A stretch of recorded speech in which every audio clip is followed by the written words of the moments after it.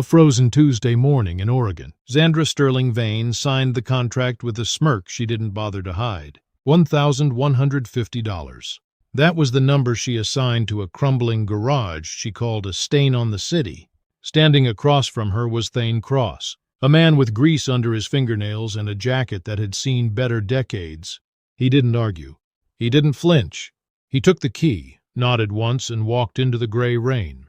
Xandra turned to her assistant and said something that made the whole group laugh. 6 months later, Xandra would stand outside that same building, watching a reality she created but could no longer control.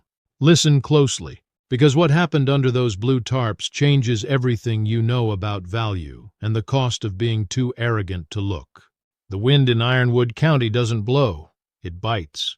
It carries the scent of pine and the rust of abandoned lumber mills. Thane Kross lived in that wind. At 32, his face was a map of hard miles and quiet decisions. He grew up in a house that smelled like motor oil and burnt coffee. His father, Silas Kross, had run a small repair shop on the outskirts of Black Ridge for 30 years. Silas didn't just fix machines, he understood them. He taught Thane that an engine isn't just metal and gas, it's a heartbeat. If you listen, it tells you where it hurts. By 18, Thane could diagnose a transmission fault by the vibration in the floorboards. By 24, he was a lead restoration engineer at Meridian Tech, a firm that specialized in high-end mechanical preservation. He was the man they called when a project was deemed impossible. He didn't talk much. He just worked. But corporations don't value silence, they value growth. 8 months before the contract was signed, Meridian Tech was swallowed by Axiom-Prime in a hostile takeover. The new management didn't care about mechanical heartbeats. They cared about restructuring slides. Xandra Sterling-Vane, the 39-year-old CEO of Axiom-Prime, oversaw the layoffs personally. She called it trimming the dead wood. 14 engineers were let go on a Friday night via a standardized email sent at 10:42 p.m. Thane read his on a cracked phone screen while sitting in a rented room that held nothing but a bed and a toolbox. He didn't send a bitter reply. He didn't call a lawyer. He closed the phone, sat in the dark for an hour, and then began making a list. He spent the next 8 months patching trucks at a local impound yard. He lived on canned beans and black coffee. He saved every cent. He didn't waste energy on resentment. He looked for an opening the way his father taught him to look at a seized bolt, with patience and a very long lever. By January, he had exactly $19,500 in savings. Not enough to buy a life, but enough to buy a chance. Xandra Sterling-Vane had never bled for a paycheck. She was legacy wealth, sharpened by an Ivy League education and a total lack of empathy. She ran Axiom-Prime like a machine of war. Her reputation was built on unrealized value, buying land that people thought was worthless and turning it into glass and steel developments.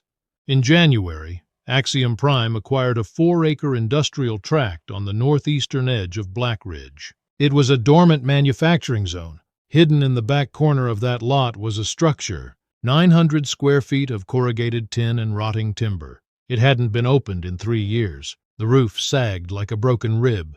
The main roll-up door was rusted shut. An internal memo from Xandra's team estimated the demolition and hazardous waste removal at $15,000. To Xandra, that building was a liability, a $15,000 hole in her balance sheet. When a local scrapper named Thane Kross inquired about buying the structure and its contents to salvage for parts, she didn't just agree. She laughed. "Get a waiver," she told her attorney. "Make sure he's responsible for the clearing. I want that eyesore gone by July." The meeting took place at a folding table near the property gate. The air was 20 degrees.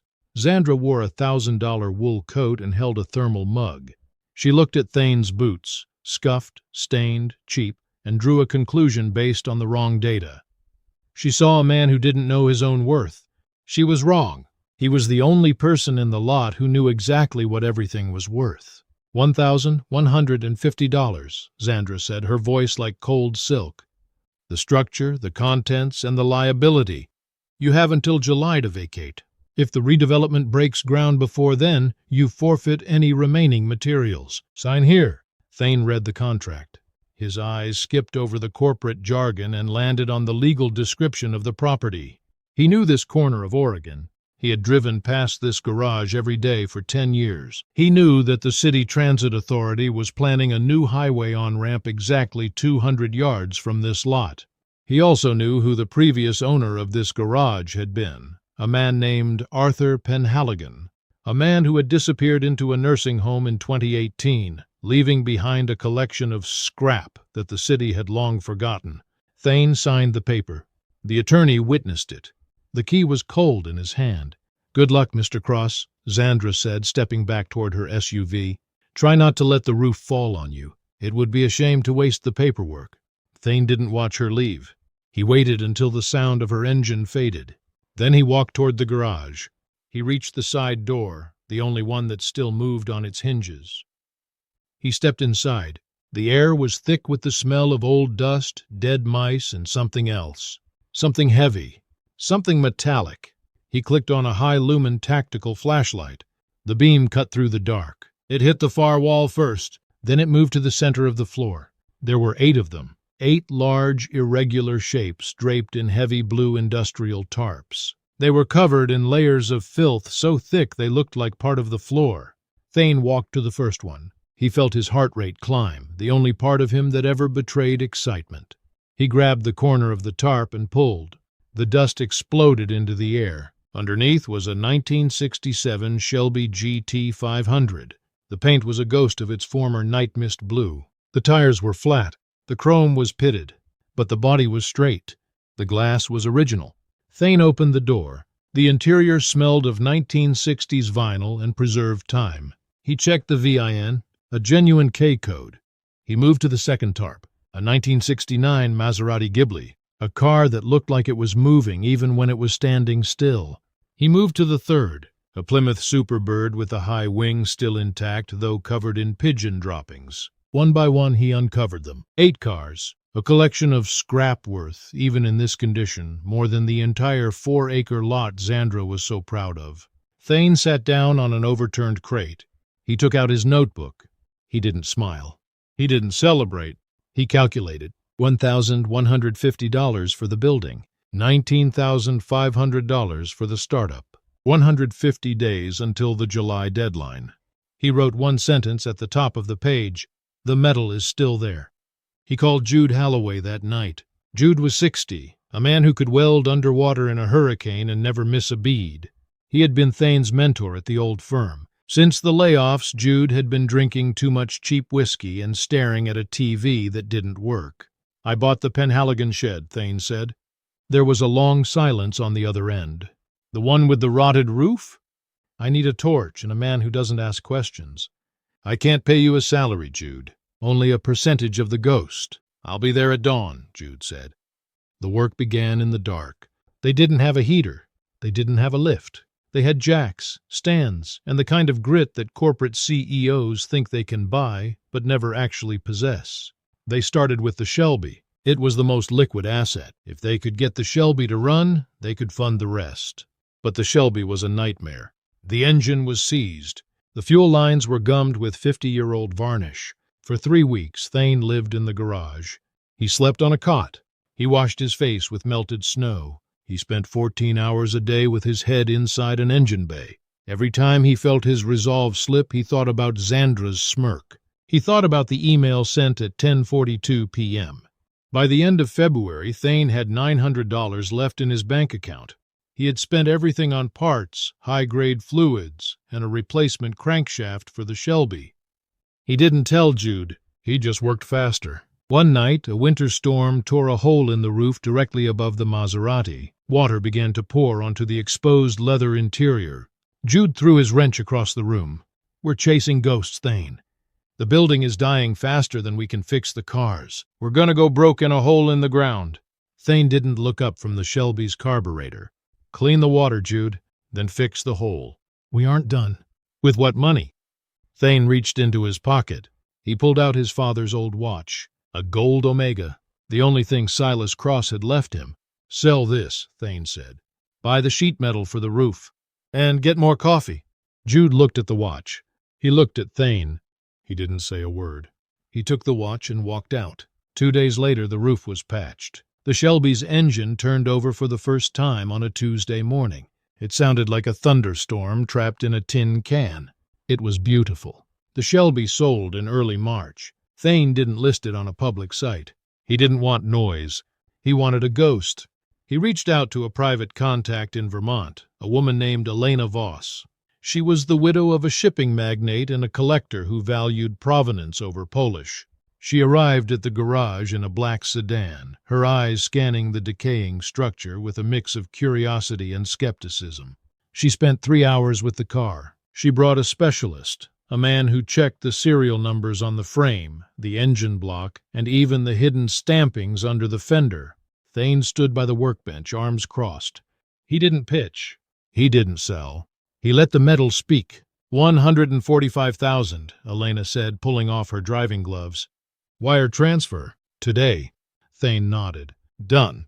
The money hit his account at 4:14 p.m. For the first time in 8 months, Thane didn't feel the weight of the wind. But he didn't buy a new car. He didn't buy a new coat. He went to the Ironwood County Records Office. He had done his homework. The Greystone District redevelopment by Axiom-Prime was focused on the 4-acre lot. But Xandra had been arrogant. She assumed the surrounding wasteland would stay worthless until she was ready to buy it. She hadn't accounted for the Phase 2 transit expansion. Directly behind the garage were 3 vacant lots, half-acre strips of mud and weeds. They were owned by a family in Texas who had forgotten they existed. Thane contacted them through a land use attorney. He didn't buy the land outright. He bought exclusive purchase options for $30,000. It was a legal stranglehold. These lots were the only way the city could run the high-capacity power lines and drainage for the new highway on-ramp.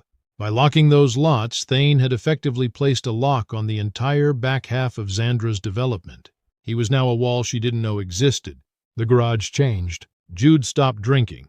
They hired 2 more men. Marek, a bodywork specialist who could make sheet metal look like silk, and Cyrus, a parts hunter who had a network of contacts stretching from Detroit to Munich.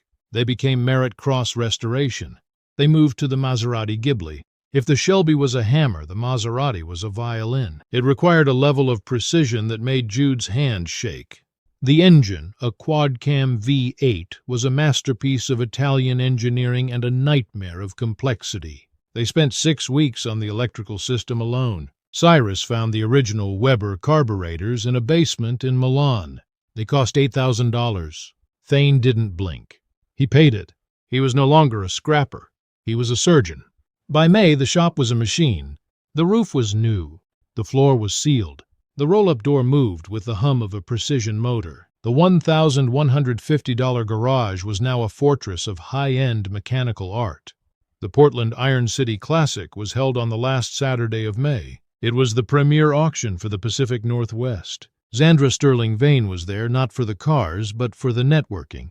She was looking for investors for the next phase of the Greystone project. The Maserati was the feature lot of the evening session. When it rolled onto the stage under the spotlights, the room went silent. The paint was Rosso Rubino, a deep dark red that looked like it was still wet. The chrome sparkled like diamonds against the black stage. The auctioneer began the call. Lot 42, 1969 Maserati Ghibli, full documented restoration by merit-kross. The bidding opened at $100,000. It jumped to $150,000 in 10 seconds. 2 phone bidders from Dubai and London pushed it past $200,000. Xandra, standing at the back of the hall with a glass of champagne, stopped mid-sentence. She heard the name, merit-kross. It sounded familiar. She looked at the program. Then she looked at the man standing near the stage. It was him, the scrapper, the man in the scuffed jacket. But he wasn't in a scuffed jacket anymore. He was in a dark, tailored suit. He looked like the richest man in the room, not because of the clothes, but because of the stillness. The hammer fell at $265,000. The room erupted. Thane didn't clap. He didn't smile. He shook the auctioneer's hand and walked toward the exit. He met Xandra in the lobby. She was waiting for him, her face a mask of controlled fury. "Mr. Kross," she said. "A stroke of luck, I assume, finding a car like that in the trash." Thane stopped. He looked at her the way he looked at a broken part, evaluating the structural failure. "It wasn't luck, Xandra," he said. "It was the blue tarps. You walked past them 3 times. You saw a cleaning bill. I saw the metal underneath. Don't get ahead of yourself," she hissed. "I'm breaking ground on the Greystone project next month. Your little workshop is in the way. I'll have the bulldozers there on the 1st. I hope you're ready to move." Thane reached into his inner pocket. He didn't pull out a white flag. He pulled out a map. "You can bring the bulldozers," Thane said quietly, "but you can't bring the power lines, and you can't bring the drainage. I own the purchase options on the 3 lots behind me. The city won't grant your utility easement without my signature, and my signature isn't for sale." Xandra's face went pale. The champagne glass in her hand trembled. You're blocking a $50 million project for a garage?" "No," Thane said. "I'm protecting a legacy. You call it a stain on the city. I call it home." He walked away. By June, the financial reality of Axiom-Prime began to crumble. Without the utility easements, the investors pulled out. The bank reevaluated the loan. The Greystone district was a ghost project. On a Tuesday morning in July, the deadline for Thane to vacate, Xandra Sterling-Vane arrived at the garage alone. No attorney, no assistant. She looked tired. The arrogance had been replaced by a desperate, cold reality. Thane was in the bay, working on the final car, the 1971 Italian-American hybrid they had found in the corner. "What do you want?" she asked, her voice cracking. Thane wiped his hands on a rag. He walked to the folding table, the same one where he had signed the contract for $1,150. "I want the entire 4-acre lot," Thane said. "The land, the title, and the liability. I'll pay you what you paid for it, minus the cost of the restoration work I've done to improve the value of the sector." "That's a $10 million loss for me," she whispered. "It's a $1,150 mistake for you," Thane corrected. "You told me you wanted the eyesore gone. I'm making it go away." She signed the papers. 6 months after the first contract, the sign at the gate didn't say Axiom-Prime. It said merit-kross restoration. Thane went back into the garage after the crew left. He stood in the eastern corner, in front of the one section of wall he refused to paint. It was stained with rust and oil. It was ugly. It was perfect. He opened his notebook. Below the entry from February, he wrote the final numbers. Total revenue, $1,240,000. Asset value, $4,500,000. Purchase price, $1,150. He thought about the lesson people would try to take from this. They would think it was about greed, or revenge, or the hustle. They were wrong. It was about the difference between looking and seeing. Xandra looked at the world and saw what she could take from it. Thane saw what he could build within it. He closed the notebook. He turned off the lights. The garage was silent, but in the dark you could still hear it, the heartbeat of the metal. Most people walk past the rusted doors of their lives and see only a bill to be paid, a problem to be ignored. You watched this because you are different. You look for the metal underneath. If you value the quiet game, the long game, and the power of mastery over noise, hit the subscribe button. It costs you nothing, but the perspective it offers might be worth everything. Tell me in the comments, what is the blue tarp in your life right now? What is the one thing everyone else has dismissed that you know is worth a fortune? Stay quiet. Stay focused. Let the results do the talking.